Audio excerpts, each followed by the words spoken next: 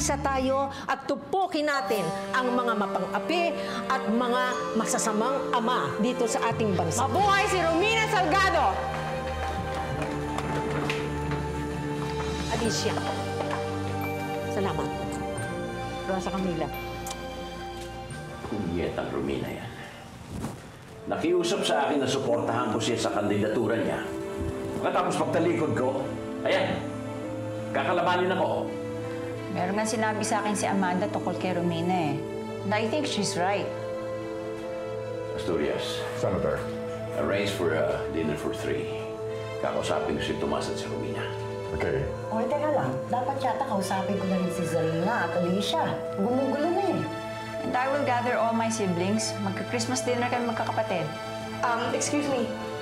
Ibig sabihin ba nun, ibubuko kayo sa magkakaibang restaurants? Elaine, are you crazy? Gusto ba magkaubusan ng pamilya at kandidato bago magpasko? Okay, I'll call Salgado and Locsin right now. Elaine, na tumawag sa pamilya. Okay. Buti pa kaya, Iluminada, Rustina. Bring some witnesses. Ay, Dad, hindi na siguro importante yan kasi papapuntahin ko yung mga asawa at mga boyfriends. I thought, Senator, will be for discussion of the rules of political engagement. Dapat nga ba kailangan pang mga witnesses? Asturias, let's play it safe. Kung magkabaliktaran pagkatapos, sabi ka? Magiging napakasaya ng Pasko natin lahat. I know anything goes when it comes to politics, Lola, but this... Guadalupe Valiente, kung ang reconciliation ay hindi magsisimula sa tahanan ito, kakalimutan ko na ang pagtakbo. Eh, mabuti pa nga po dahil hindi ako makikipagbati sa pamilyang yan. Hindi lang pakikipagbate ang gagawin mo, Guadalupe. You will work with them. What? Kayo ni Rosa Camila ang tutulong sa aking kampanya. Tutulong ako, Lola. Salamat. Lola, magbabalikan lang yung dalawang yan eh. Pinapatay na ni Phoebe ang ating pamilya. Kakampi ka pa sa kanya. Sila ang pumatay sa magulang ko. Hindi. Ang unang pamilya ni Leandro. Hindi pa pwede kalimutan na natin to, Guada. Hindi ba't dati naman tayo mag-best friend? Hindi naman natin pwedeng ibalik yun. Tinatawagan ako ni Iluminada. Ito rin, kay Asturias ito. Para kay Leandro ito, tiyak. Si Ate Agustina. Hello? Marami pa tayong dapat pag-usapan bago man lang mag-umpisa ang kampanya. At ang lugar natin bilang supporters ng tatlong kandidato sa pagka-presidente. Si Alicia naman, papasok-pasok pa sa politika. Doon pa sa hindi siya magiging first lady. Hindi naman pagiging first lady ang habol ko. Kailangan paniwalaan ko yung kakampihan ko. Nandito tayo ngayon para mapag-usapan ang mga alituntunin tungkol sa isang patas na labanan sa darating na eleksyon. Well, Congressman, patas ho ako makipaglaro. Ewan ko lamang ho sa ibang mga makakalaban ko.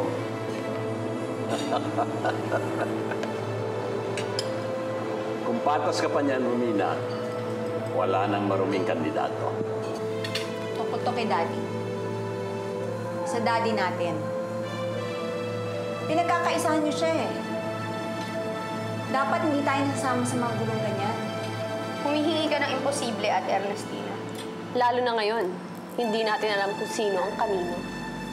Wala pa naman nagpa-file ng kandidatura. Makakabalik ka pa sa partida natin, Romina. Dahil hindi ako papayag na iba ang maging running mate ko. Nagpasabi nga pala sa akin ang aking vice-presidente na handa siyang mag-withdraw kung sasama si Romina sa aming partido. Kailan nga ba ako huling pinag-agawa ng dalawang lalaki? Tagal na nun. Kawawa naman siya, Mami Ernestina, no? Lalo na pag nalaman niya na kay Governor Salgado kung kakampi dahil kay Rosa Camila.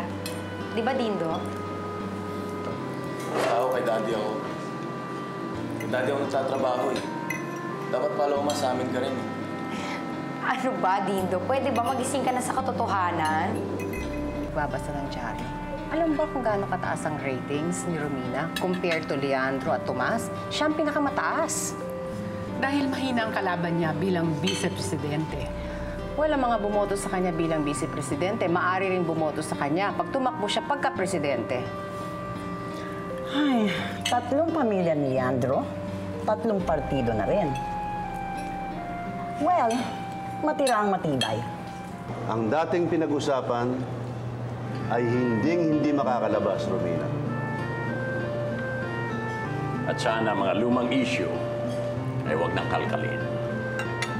Gentlemen, I am a woman and I have the prerogative to change my mind. All-out war na ba talaga ito, Romina? Pasensya ka na raw sa kanila, pero sinabi ko na sa'yo ito noon, pag nagkagipitan, kay daddy ako. Paano ang asawa mo si Sita? Kay daddy mo ba? Nag-usap na kami mag-asawa tungkol dyan. Lalo na ngayong magkakaanak pa kami. Hindi ko na kinikilala si Leandro bilang kapamilya. Ikaw pwede. E paano itong si Alicia? Ay nako, hindi ko na siya babalikan kahit kailan. At pwede mo bang isulat yan, Alicia? Kilala ko yung ni Leandro. Pabalik-balik kayo sa isa't isa na para bang mga batang nagmamahalan. Hindi mo na kailangan ng kasulatan. Wala siyang babalikan sa pamilya namin.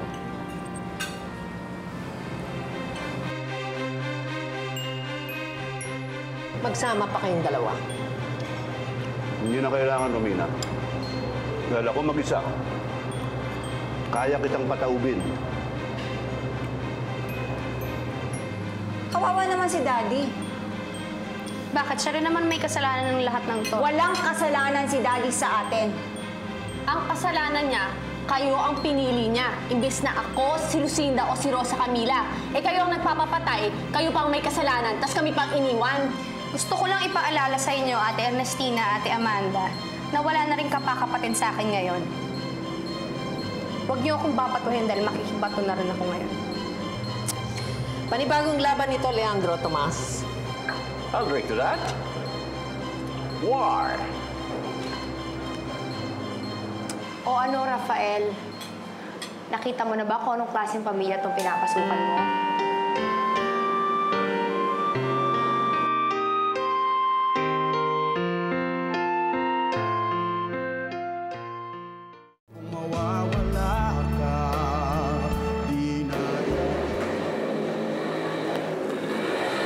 Oh, Carlito. Magkakagulo pa yung mga magkakapatid eh. Ba't di ka pumasok sa loob? Eh, hindi naman ako pamilya eh. Tsaka, ikaw yung gusto ko makausap. Tukol ka raw sa Camila? Eh, magkakatrabaho kasi kami. Pero magpapakasal lang kayo. Ba't di ka kaya pumasok doon sa loob? Kasi yung gulo nila parang sitwasyon natin eh. Mahal mo si Rosa Camila, alam ko. Alam ko rin na mahal mo. Hindi mo naman matatanggi sa akin. Pero minsan hindi pa yung kinakasal, paglalaban ko pa rin siya. Palito, sana maging patas ka naman. Dati, sa'yo na siya eh. Kaya lang pinakawala mo. Tapos ngayon, gusto mo naman bawian. Gaano mo ba kamahal si Rosa Camila?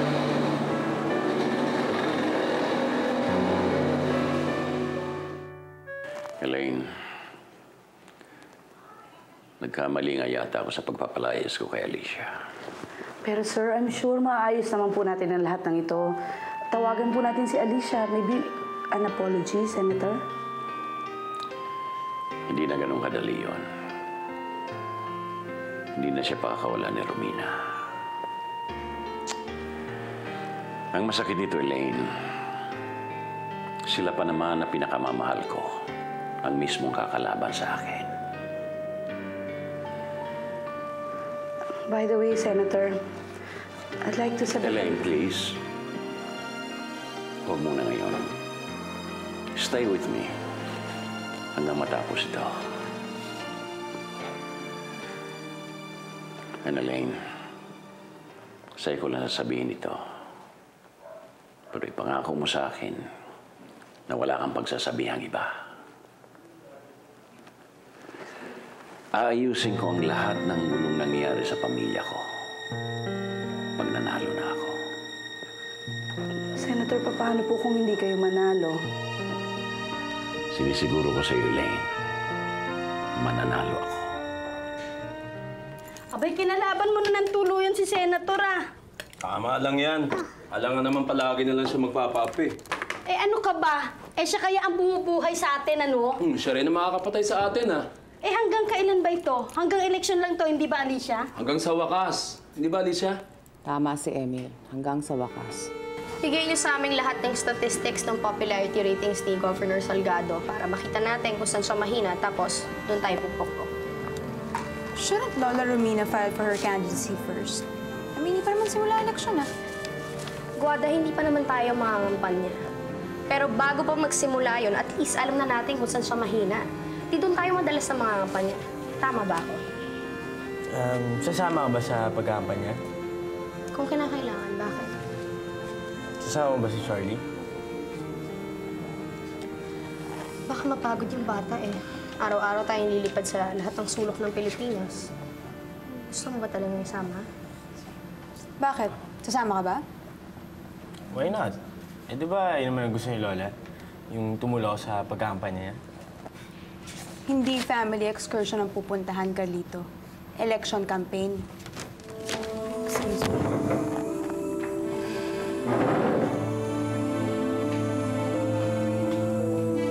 These are the right flyers that we should distribute to Region 4. And you are assigned to this, right? And how about those papers that I told you to take care of? Okay na po, ma'am. Ayan. Good afternoon, sir. Good afternoon, everybody. Amanda, pinapatay mo na yata ang sarili mo, ah. It's not that I don't like it, pero... Pero what, Tito Tomas? You think hindi nagpapatayan si Ernestina at Rosa Camila sa kandidato nila? Good thing you're on our side, Amanda. You are a secret weapon. What a perfect word. Weapon. After that collective meeting, I'm sure naghihintayan na sila kung sino ang unang magpapaputo. Gentleman's agreement, Amanda. Huwag muna tayong gagalaw. Tito Tomas, I'm not a gentleman, nor a lady. Pero uunahan natin sila. Sino naman ang unang papuputukan? Isang bala, 2 ibon. Akala ng 2 ibon na matatamaan ng bala, ang isa't isang may hawak ng tirador. Pag-aawayin natin sila. How?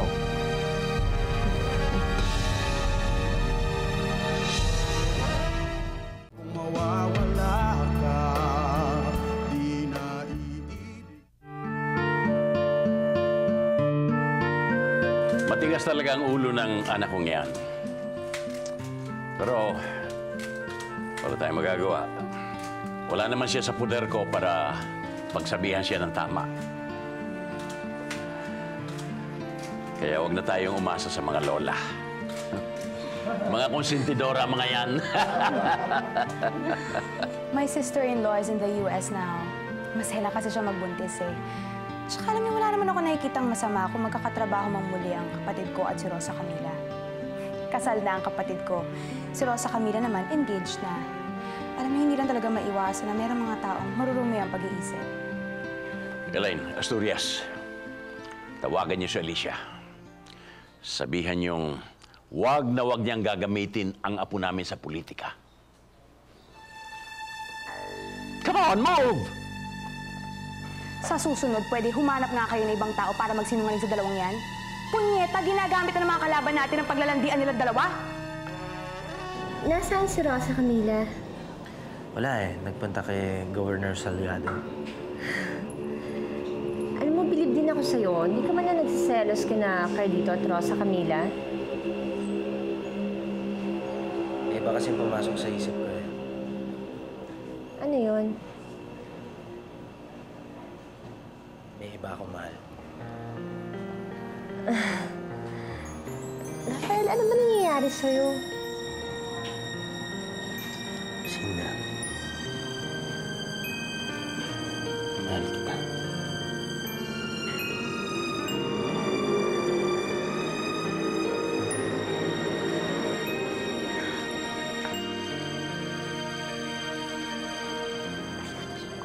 Personal picture lang ito, Alicia. Kumbaga, Christmas souvenirs. Hindi po lalabas sa dyaryo? Hindi. At kung lumabas man, mangingilin ka pa ba? Hindi. Oo, yan tama. That's the spirit. Okay, pose. Look at the camera. Charlie, baby, smile.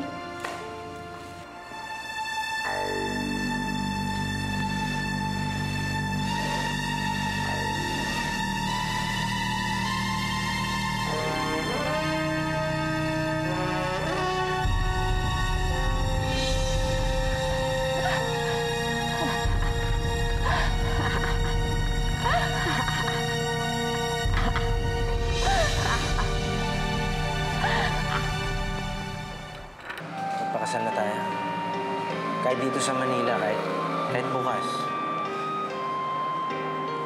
Hindi naman sa tinatanggihan kita, Rafael, pero meron ka kasing mga bagay na hindi sinasabi sa akin. Ayoko magsinungaling sa'yo. Kaya huwag mo na ako tanungin tungkol sa'yo. Ang importante si Charlie. Meron na rin siyang makikilalang tunay na ama. Gusto mo bang malaman, Rosa Camila, kung bakit kanya pinipilit magpakasal? Sinabi sa akin ni Lucinda kung bakit. Wala kinalaman yung sinabi ko sa kanya. So, hindi ka magsisinungaling na sinabihan mo si Lucinda na mahal mo siya?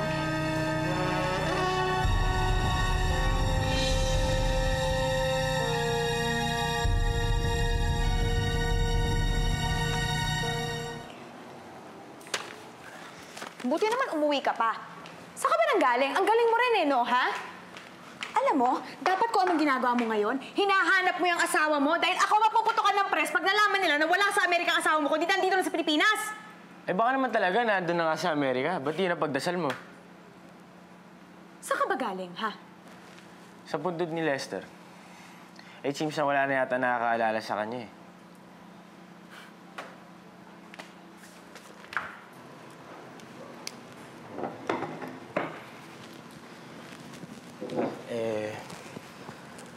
Si Lucinda naman pala talaga yung mahal ni Rafael eh.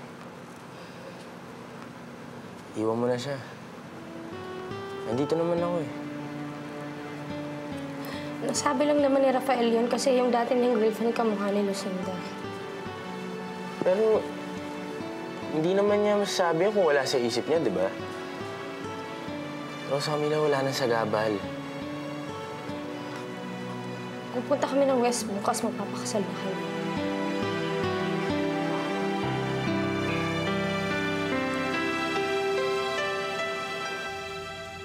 Boss, pwedeng makisindi. Wala akong lighter eh.